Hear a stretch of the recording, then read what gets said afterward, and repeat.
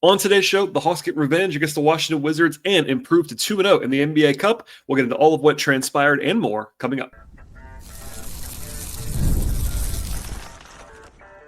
You are Locked On Hawks, your daily Atlanta Hawks podcast. Part of the Locked On Podcast Network. Your team every day. Hello, friends. Welcome to episode 1847 of the Locked On Hawks podcast. I am your host, Rowland, coming to you on a Friday evening here in mid-November, and today's podcast is brought to you by the folks at FanDuel Sportsbook. Get a big return right now at FanDuel. If you're a new customer, place a $5 bet. You can start with $150 in bonus bets when you win your first $5 bet, and the place to go is FanDuel.com to get started. I also want to encourage you, as I always do here on the show, to make us your first listen here at Locked On Hawks each and every day. Check us out and subscribe to the podcast anywhere you find your podcasts. We're on Spotify, we're on Apple, we're also on YouTube on the video side. Please watch this video and like it as you are watching it as well, and tell your friends about the podcast. And yeah, a lot to get to on this Friday evening. The Hawks get a kind of a revenge game in this spot against the Washington Wizards, a final score of 129-117, and it was even more lopsided than that for most of the second half of this game. Also an NBA Cup win for Atlanta. They're now 2-0 in the Cup, and with honestly a pretty legitimate chance to make a potential run to Las Vegas if things go well in the coming weeks. We'll get into that more later on in the podcast. Plus the return of Trae Young from a 1-game absence tonight, and DeAndre Hunter came back from a 10-game absence, so the closest the Hawks have been to full strength in a long time. Not all the way there yet, but still getting closer and closer by the day. And honestly, had a pretty rough start in this game, as we'll come back to later on. They were down by 14 points in the first half. Washington was shooting well from three. It was ugly. Lots of flashbacks to the two losses to the Washington Wizards a couple weeks ago. But then from that point forward, there was a 39-11 run from the Hawks at one point to turn a deficit into a solid lead, and then never trailed from there. They had a 10-0 run in the third quarter, kind of broke things up a little bit, and they're up by as many as 28 points in the second half before kind of a shambolic fourth quarter. Just as we'll get into later on, the NBA Cup incentivizes teams to play hard all the way to the final buzzer because of the point differential being a real factor. So it's kind of like a bizarre situation in the fourth quarter, but the Hawks did not play well down the stretch, and the lead went from 28 down to 12 at the end, which I'm sure did not sit well in Atlanta's locker room post-game. But still, the result, as far as the win-loss, was not really in doubt for the entire fourth quarter, and certainly a positive performance on the whole for Atlanta. Again, 2-0 in the Cup and 6-7 now overall after the 4-7 start. As far as my big picture takeaways in this game, if you are a new listener, by the way, what we do here is early in the podcast, I will get in kind of my big picture thoughts, what I observed and take away from the game on offense, on defense, player-wise, etc. And then as the podcast goes on, we get into kind of the more of the nitty-gritty about how it unfolded, my observations on more of a granular level, and then at the end of the podcast, some player-by-player evaluations, some injury stuff, etc., etc. I thought the Hawks were better defensively in this game than they were offensively for a large portion of the game. Now, caveat, the fourth quarter and really the garbage time, like the last 8 minutes, was not good defense at all in this game. So that's kind of almost separate to me. It does matter. It was kind of bizarre, but just follow me on this one a little bit. I think Washington was 6 of 11 from three in the first quarter, on the way to 39 points. And people were freaking out. Rightly so, after the way the first two games went. I get all that. But even in the moment, I was saying this on social media, like the Hawks were not playing bad defense in the first quarter. They really weren't. Washington was making their shots from three, which does happen sometimes. It's the NBA. But from that point forward, the Hawks were pretty much dominant for the next two and a half quarters. Washington was only 9 of 32 from three the rest of the game. The Hawks did not rebound the ball all that well in this game, but they won the free throw battle. They largely stayed solid defensively. They had 10 steals and 10 blocks in this game. They allowed 44 points in the paint, even including garbage time. Washington shot below 50% at the rim, which is elite kind of defensive resistance there at the rim in this game. Washington had an 80 offensive rating in the half court, which speaks to how good the defense was for most of this evening. And yes, the Wizards are not a good team. Keep that in mind for all of this stuff. But the Hawks did a pretty good job defending until basically the last, 6 minutes of the game, which Quinn Snyder talked about after the game as well. He was clearly not happy about the way the way the game ended. But I think the process was really good until that point, and there was some noise, of course, in there. Offensively, it was not that impressive, but it was totally fine, and it would look great at points. Defensively, offensively, the numbers were really good. I would just throw this out there. Washington came into the game as the worst defensive team in the league so far this season, and that is, I think, accurate to their personnel. Alex Sarr, actually, who is not a huge favorite in Atlanta for having basically kind of outwardly not wanting to come to Atlanta, is already a very good defender, I think, and actually played very well in this game. But outside of Sarr and Bilal Coulibaly, they have some really rough defensive personnel for the Wizards, and that is worth grading on a curve a little bit here. We're talking about the Hawks offense, but they still had a 118 offensive rating in this game. That's very good, especially on a night when Trae Young was not very good, honestly, and they only shot 32% from three. So if you tell me coming into any game that Trae's not going to play well and the Hawks are not going to make threes, it could be some problems offensively. But a lot went right elsewhere. They had 8 guys in double figures in this game. Great to have DeAndre Hunter back in this spot as a quick trigger offensive shooter. Quinn praised him post-game for basically, being guarded as that kind of shooter, but also hunting and being aggressive, those threes, and then having that open up his drive game as well, which was definitely evident in this spot. It wasn't just that, but they certainly had some balanced contributions all the way across the board in this game on offense. They got to the line 30 times, made 25 of them. That's also very good accuracy, very good volume. 62 points in the paint in this game for Atlanta. They had almost 25% frequency in transition in this game, which is excellent. That led to 25 fast break points. They played with a lot of pace in this game, I thought, pretty effectively.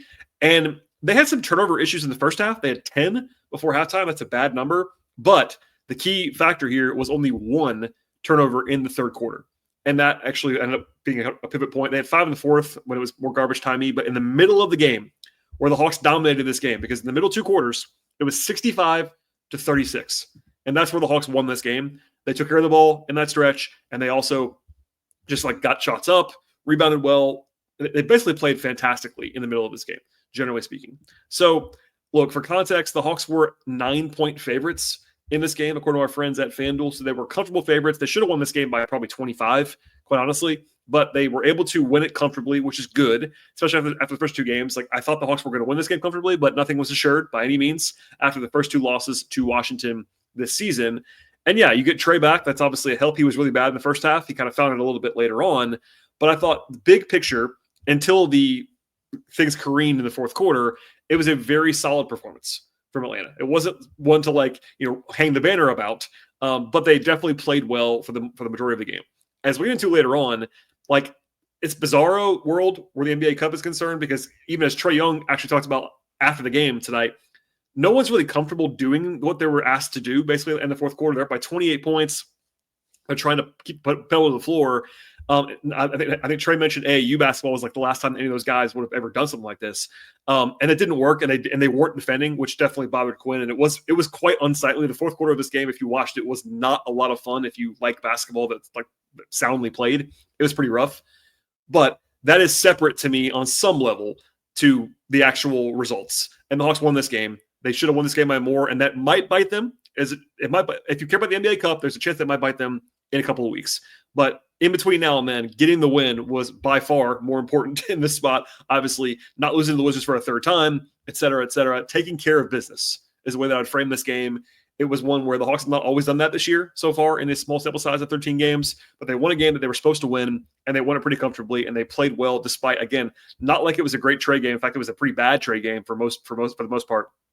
So to go ahead and do that without your best player playing well and not shooting well, that combination is really impressive to me. So there you go. I'll leave it there for now. We'll dive back in a second when it comes to how this game unfolded, because it was kind of a roller coaster at times, especially in the first half. For me, as a spoiler alert, a 39-29 deficit at the end of the first quarter, and then a 30-11 quarter in the second. We'll get into all of that and more in a second, but first, a word from our partners on today's show. Today's show is sponsored by Robinhood Gold. With Robinhood Gold, you don't need a silver spoon to eat up the financial favors of the 1%. Robinhood Gold allows others to get the rates and perks usually reserved for the high society. Now, the resourceful individual with Robinhood Gold can earn the very liberal rate of 4.25% APY on uninvested cash and be rewarded with a handsome 3% retirement boost on IRA account contributions. Robinhood Gold provides the privileges of a high net worth for any net worth. These generous benefits are only available now for only $5 a month. The new gold standard is here with Robinhood Gold. Sign up at robinhood.com/gold. Terms apply. For product-specific disclosures, visit robinhood.com/gold. Investing involves risk. Rate may change. Gold membership is offered by Robinhood Gold, LLC. Okay, and we'll kind of dig back into the beginning of this game and then kind of follow the game flow as this one proceeded. It was kind of disjointed in the early going. Jordan Poole had one of the more comical traveling violations they'll ever see in the first couple of minutes of this game. Lots of whistles to start this one. The Hawks missed their first 2 shots. Capella made a hook that was kind of one he probably shouldn't be taking at the outset. It was kind of rough. And then the Hawks were up by 8-2, actually, out of the gate. Dyson played very well in this game. Like, he was really quite excellent, honestly, all the way around, as he has been most of the season. But after that, the Hawks were actually in the bonus like 2.5 minutes into the game, like really early.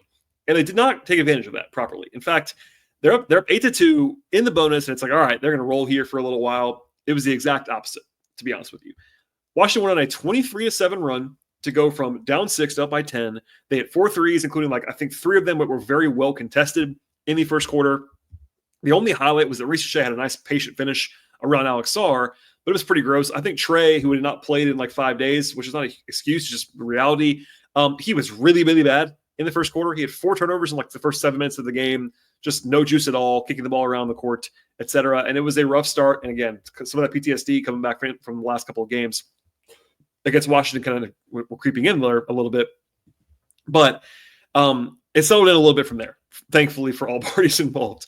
Rotationally, there were no big surprises. Larry Nance got a little bit smaller role with Hunter back, as that would have been projected by me and others, I think, coming in. They played 10 guys. Basically, it was the same 9 that's been playing. You throw in Hunter, a little bit less of Nance, a little bit less of Garrison Matthews, and you get to where they were, which made a lot of sense, basically. Hunter had a nice back cut for a bucket on his first possession on the floor. He played very well in this game. It was Keaton Wallace, the backup point guard, Garrison Matthews at the backup 2, et cetera, et cetera. They did the thing a little bit that bothered me a lot at the end of October when the Hawks played the Wizards twice, where they did not match up Capella and Valanciunas. Instead, they had Capella on Sarr a lot, which is not my favorite decision from Quinn. It is hard because Sarr started, but they could have been more intentional there. As the game went along, it was a little bit better, but I did not love that, and that was kind of bearing down in the first sequence because Capella, while individually he was fine, the Wizards took advantage of him a little bit in the first few minutes with Sarr on the floor as a spacer offensively, and I just didn't love that process, but it did get better as the game went along. The Hawks did play a little bit better for most of the quarter until the final possession, and this was a theme the entire game. The Hawks were very bad at closing quarters in this game.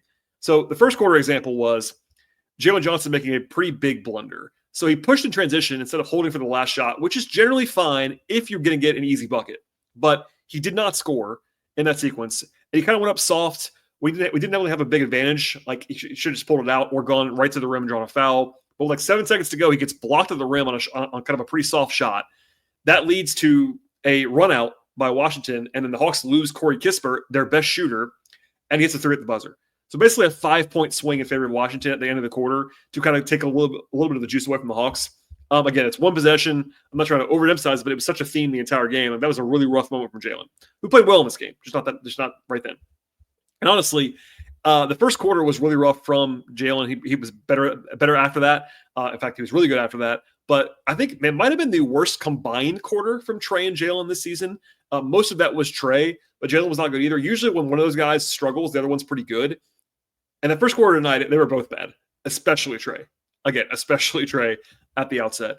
But, only down 10, despite Washington making 6 threes and giving up 5 turnovers, wasn't so bad. Then Jalen found it in the second quarter, had an actually nice pass to Ricochet for an easy bucket, made a 3 on the right wing, and they had an 8-0 run overall early in the second quarter. Garrison Matthews hit a movement 3. They were back into flow of things and playing pretty well. Now, I do have to say this. Quinn Snyder had one of the worst challenges I think I've ever seen.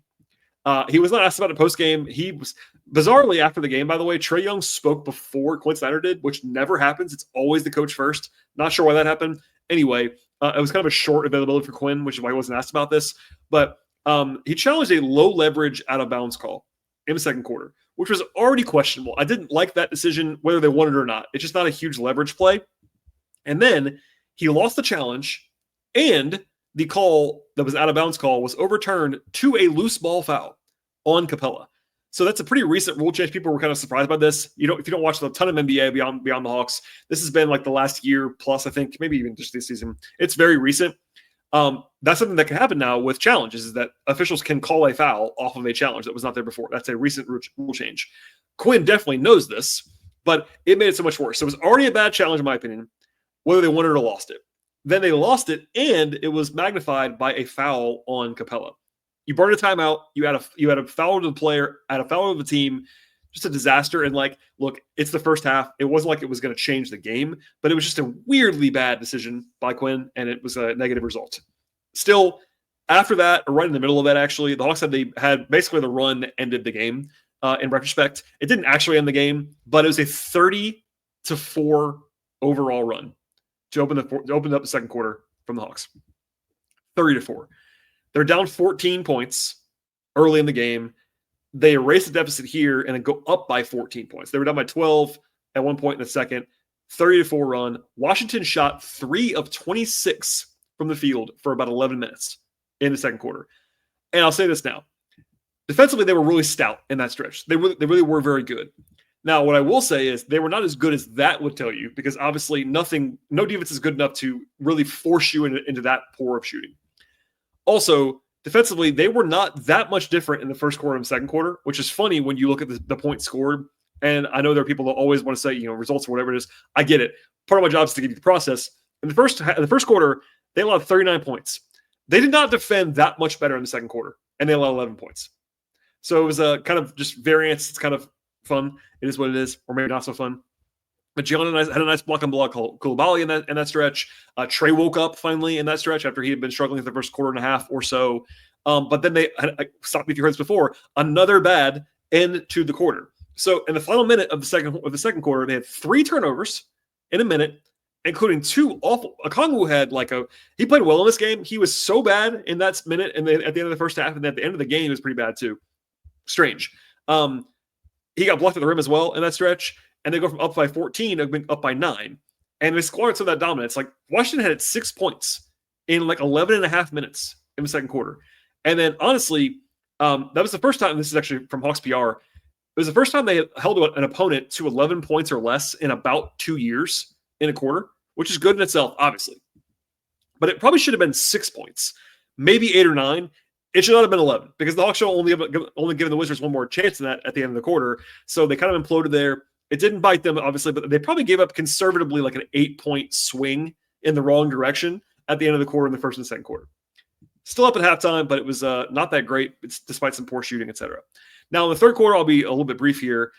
Dyson had a couple threes early on. That was nice to see. There was a little bit of a stumble in the third when they allowed a 7-0 run by Washington. But from that point forward, they were pretty much on cruise control. Trae said after the game he actually took himself out in the third. Just needed a blow for a second. Obviously, he's not been playing a ton the last couple of days, which is normal. But in the middle of that, and then after he came back in, they had a 10-0 run to go from up 10 up by 20. And it was basically over at that point in time. Dyson wrecked the game, basically. Had back-to-back steals.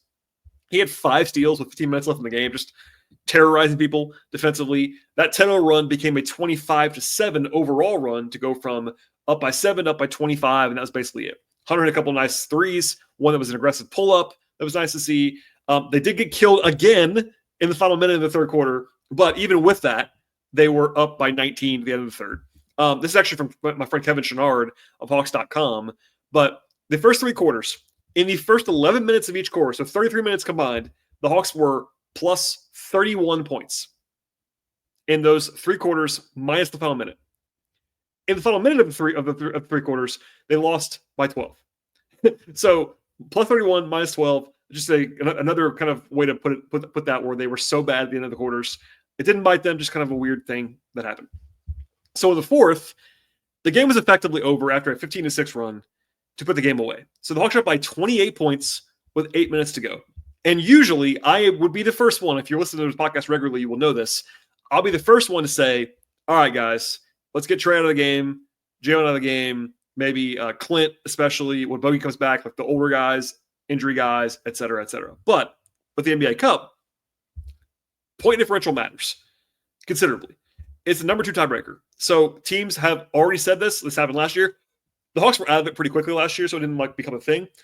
But Jalen talked about it yesterday at practice. They know they have to score points and win by a lot if they can. So the Hawks kept their guys in, so did the Wizards. I don't really know why the Wizards pushed so hard, because they're kind of out of it. This is their second loss, etc. But anyway, offensively, it was mostly fine in the fourth quarter, despite the garbage time. They were scoring enough. But defensively, as Quinn said post-game, and as I've witnessed as well, it was really, really rough defensively. They kind of, again, I don't want to give them an excuse. They kind of lost the juice defensively. Also, I think they probably played the starters a little bit longer than they probably should have in a row. I think they're probably tired at a point in time as well. I have a feeling that Quinn was planning to have the starters play for a little while longer, blow them out a little bit, and then take them out at the end of the game. But because the game was never in doubt necessarily, but it got close enough where they couldn't just pull the plug entirely. It was a slop fest. It was really hard to watch if you enjoy basketball the way that I like to watch basketball. It was just like lots of stop and starts and timeouts and layups and bad defense, etc. Like I don't really know what to make of it. They didn't play well in the fourth. I think that was kind of a out of the normal process kind of stretch for me to observe as a analyst. At the same time, it does count, and they only when they get by 12 points, they probably should have won by 25 or more, to be honest.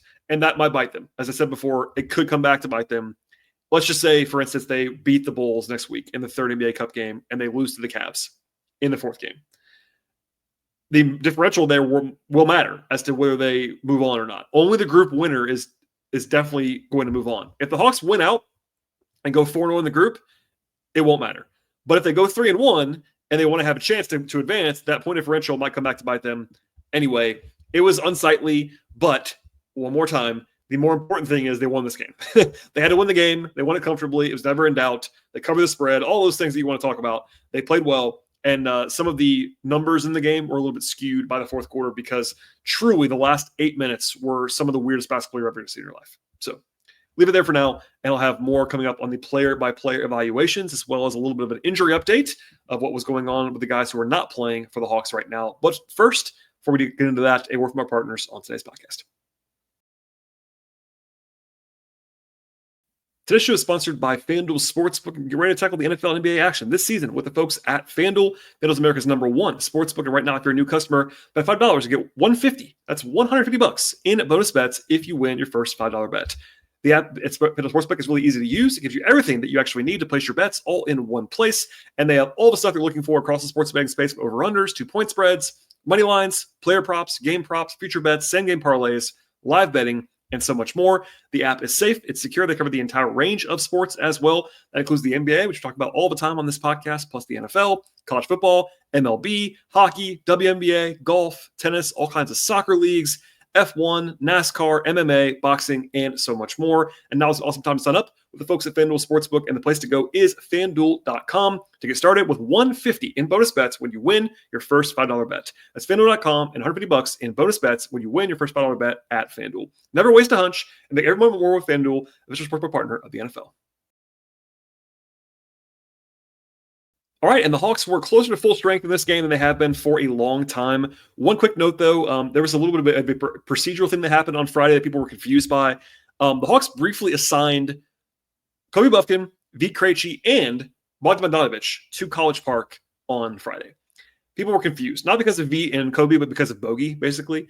And the reason this happened was because they wanted to have those guys get some real on-court work, like in a practice setting, during a Hawks game day when they obviously weren't practicing today. And procedurally, in the NBA, teams have to announce it when players take the court at all in the G League for any reason, even in a practice. So that's why it was a formal announcement from the Hawks. They were recalled before the game. They were on the bench for the Hawks tonight.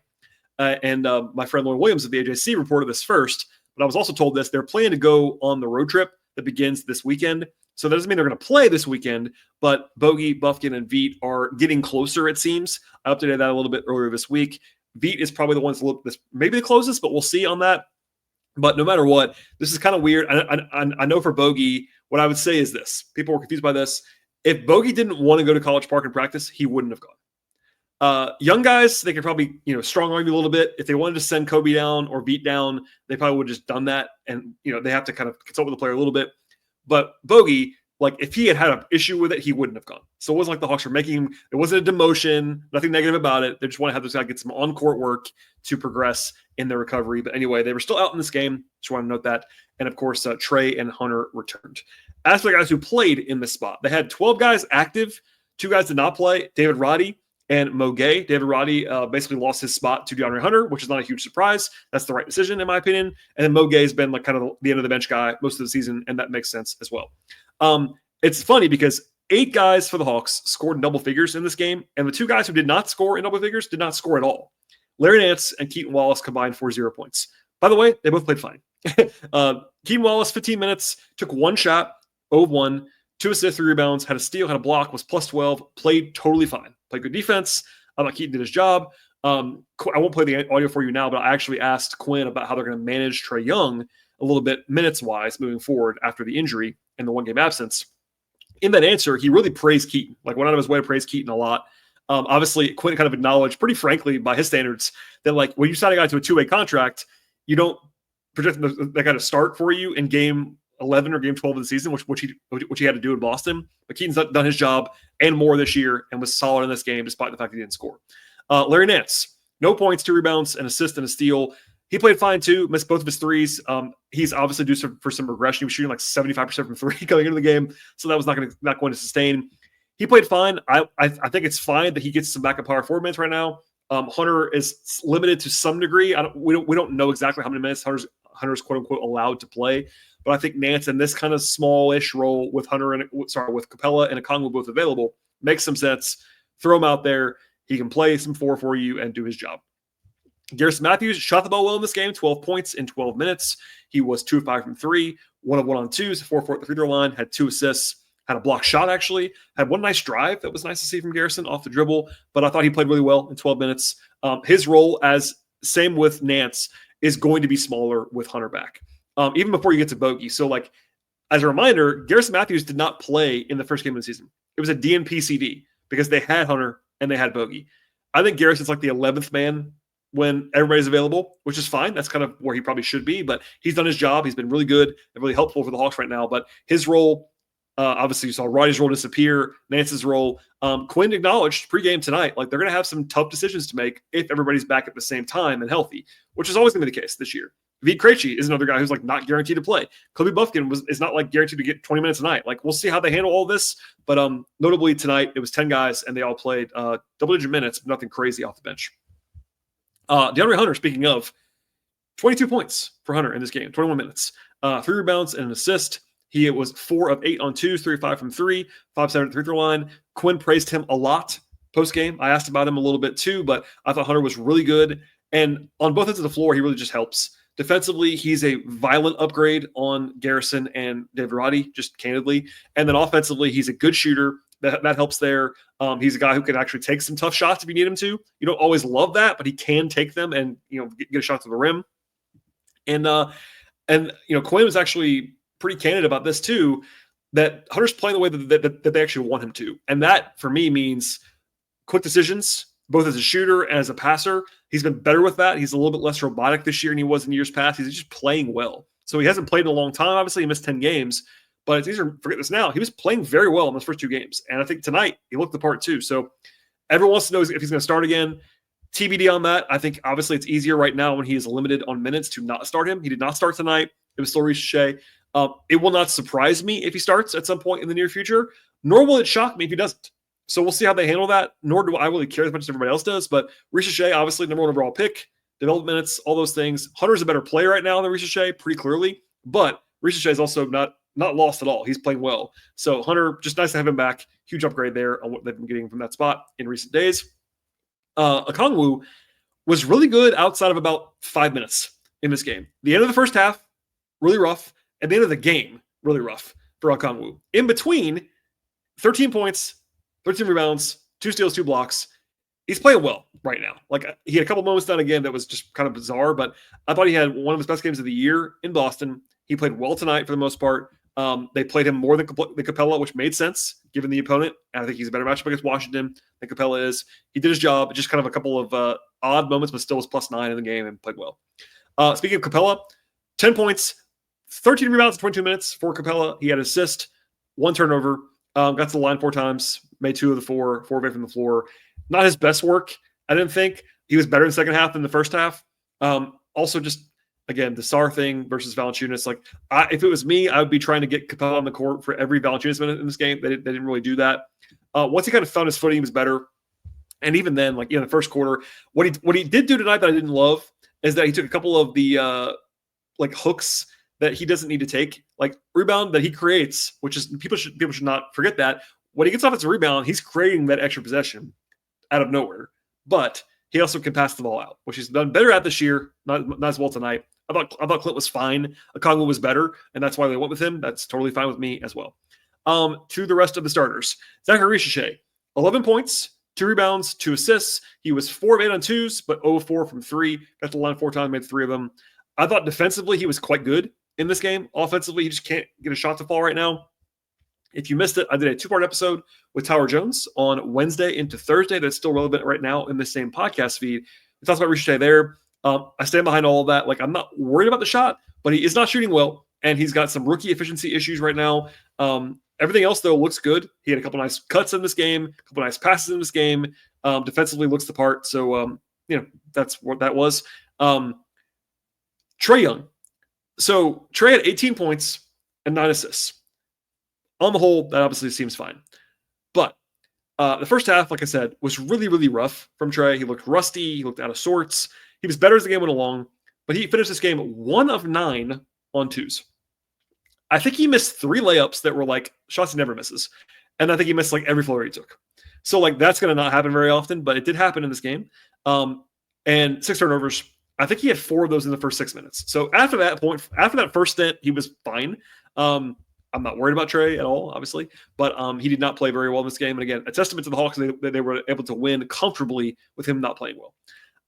Jalen Johnson, 18 points, 13 rebounds, 7 assists, and 4 block shots for Jalen in this game. He was 7 of 10 on twos, 1 of 5 from 3. So didn't shoot well from 3-point range, but I think after the first quarter, he was really excellent, other than the one kind of blunder at the end of the first quarter. But basically dominant at stretches in this game. 35 minutes played for Jalen. His numbers are huge. Like, it's not something that people are, I think, used to yet, but he came into the night averaging like 19, 10, and 5, and I think he's going to be right there after this game as well. The assists keep rising for him. The passing's been really impressive in recent days. He's playing well, even if there's still a little bit of moments, I would say, where he's not getting all the way to the rim, or he's kind of just shying away from contact. I still want to see him go more downhill and more right at guys, draw fouls, etc. But still, beyond that, he's playing well. And then finally, Dyson Daniels has been unbelievable. I mean, that's not any breaking news to anybody that is listening to the podcast on a regular basis, but Dyson just had pretty easily the best 4-game stretch of his career on offense before he even touched on his defense. So he had 25 points tonight on 10 of 14 shooting, 2-5 from 3. Left the line 3 times, made all 3 of them, had 3 assists, 1 turnover. Like, just offensively, he's playing very well, very aggressively, getting downhill. Like, you can't back on this all the time as far as the efficiency is concerned. 21 points on 15 shot attempts. But still, he was excellent there on offense in this game, was the best player on the floor, honestly, in this one, like on all sides. That was that good. And now, I mean, defensively, it's rather unbelievable right now. Like, I don't say that blindly or like lightly. Like, it really is. He had 6 steals again and 2 blocks in this game. Here's some stats for you on Dyson Daniels, courtesy of Hawks PR. He's the second player in the history of the NBA with 6 steals or more in 4 straight games. Second player in the history of the NBA. Again, 6 steals in a row, 6 steals or more in 4 consecutive games. That's crazy stuff. Then, this is also per Hawks PR. He scored 15 points and had 5 steals or more in 4 straight games. That is the longest streak in the NBA since Michael Jeffrey Jordan in 1990. Obviously, arbitrary endpoints, 15 and 5, whatever. But if you're on a list of Michael Jordan, probably pretty good. And then lastly, this came from John Hollinger of The Athletic, good friend of the podcast. Dyson has more steals in the last 5 games than anyone else in the league has this season. He's just on another planet, basically, at this point in time. Like, I don't even know what to say about it. He is just, I don't even know what to do. He has 42 steals in 11 games. Almost 4 per game. Deflection numbers, same thing. And again, I want to stress this. It's not just the steals. Steals can be overblown. There are guys who have always gotten steals. In fact, there's one of them in this game. Jordan Poole is a very bad defender. I don't say that lightly. He's not just run-of-the-mill bad. Jordan Poole is a very bad defensive player. He's averaging 2+ steals per game this year because he gambles all the time. There's a way to get steals by gambling a lot. He does that. Russell Westbrook was always famous for this, etc. Dyson is leading the league in steals by a huge margin while not gambling all the time. Like, while also being an incredible on-ball defender, incredible off-ball defender, Like, it's been a masterclass. I don't want to keep going on this over and over and over again, but man, he was unbelievable again tonight. Best player on the court in a game that featured Trae Young and Jalen Johnson. And like, it is what it is. He was awesome in this game. The Hawks have unearthed a gem there. I was very high on Dyson coming into the season, and he's been even better than I thought he was going to be. So what else do you say? All right. That's all I have on this particular game. But from here, the Hawks go on the road for 4 games beginning this weekend. In fact, they're traveling on Saturday. They'll be flying to the West Coast. The first 3 games are on the West Coast. It's Portland on Sunday. It's an earlier game, 6 o'clock start. That's a 3 o'clock Eastern time. Sorry, 3 o'clock local time start, 6 p.m. Eastern time on Sunday. But then it's 3 games on the West Coast, and they go back through Chicago on the way back for an NBA Cup game a week from today. But the next 4 games are away from home. They don't play at home again for 10 days. So an interesting kind of road trip coming up there. And this first game against Portland's not very good, obviously. But they did just sweep the Wolves in a 2-game series over 2 days. And they have 3 full days off before they play the Hawks. So Atlanta has a day off tomorrow, but it's a day off in quotation marks. You have to fly 4,000 miles across the country to Portland. So, not a difficult opponent to play. I think the Hawks will be favored in the game at FanDuel if I had to guess, but not by as much as they were tonight. Like, this is tonight was a much easier situation than the game on Sunday will be, and then we'll see what happens from there. But just want to say it out loud. The Hawks are now on the road for a little while. It was big to get a win tonight, to be sure. Obviously, they stole the one on Tuesday. Look, the 2 middle games on this trip, Sacramento and then especially Golden State, are pretty tough. But that's why it was big to get these wins. And we'll see what the prognosis is for Bogey, and I would say especially Bogey, but even for Kobe and Veet. And look, the Hawks got more hole in this game. Trae back, Hunter back, and played well. That's all I have on this one. So if you're a new listener, welcome aboard. Please subscribe to this podcast. Anywhere you find podcasts, we're on Apple, we're on Spotify, we're on Overcast. We're also on YouTube. Please like this video as you're watching it on that platform. Also follow the show on Twitter/X if you want to. It's at Locked On Hawks. I'm also there at BT Rowland. I'm also at BT Rowland on Blue Sky. If you are on that platform, if you want to follow my non-podcast work, I'm at patreon.com/BT Rowland. Thanks for listening, everybody. I definitely appreciate it. Please enjoy your weekend, and we'll have a new podcast at the very latest after the game on Sunday evening. Until then, we'll see you all next time.